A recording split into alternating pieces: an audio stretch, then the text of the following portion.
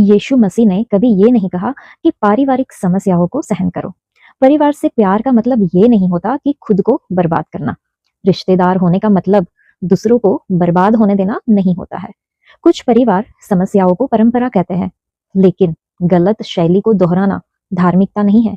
ये वास्तव में यीशु के खिलाफ विद्रोह है।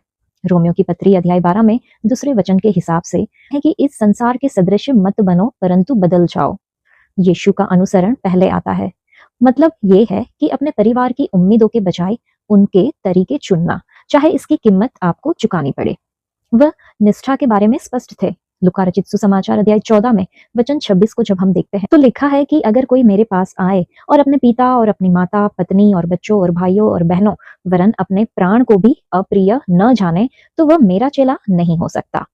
तो ये लोगों को अस्वीकार करने के बारे में नहीं है, ये पारिवारिक समस्याओं को यीशु मसीह से ऊपर न रखने के बारे में है। यीशु ने अस्वस्थ पारिवारिक दबाव को अस्वीकार किया। उनके जैविक परिवार ने भी उनके कार्य को नियंत्रित करने की कोशिश की और उन्होंने सीमा निर्धारित की।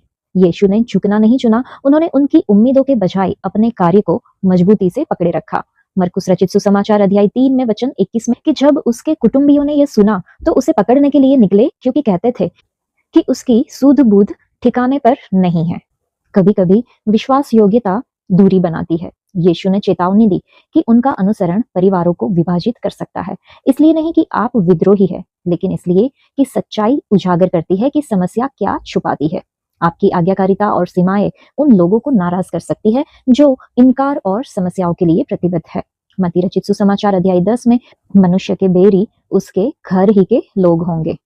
सम्मान का मतलब नुकसान सहन करना नहीं होता। सम्मान का मतलब अपनी भलाई को छोड़ना नहीं होता, दुर्व्यवहार सहना नहीं होता। उसका मतलब है कि दिखावे के बजाय सच्चाई को चुनना। ईमानदारी सम्मान है, भले ही वे इसे विश्वासघात कहें। इफिसियों की पत्री अध्याय 4 में वचन 25 को जब हम पढ़ते हैं कि इस कारण झूठ बोलना छोड़कर हर एक अपने पड़ोसी से सच बोले, क्योंकि हम आपस में एक दूसरे के अंग है।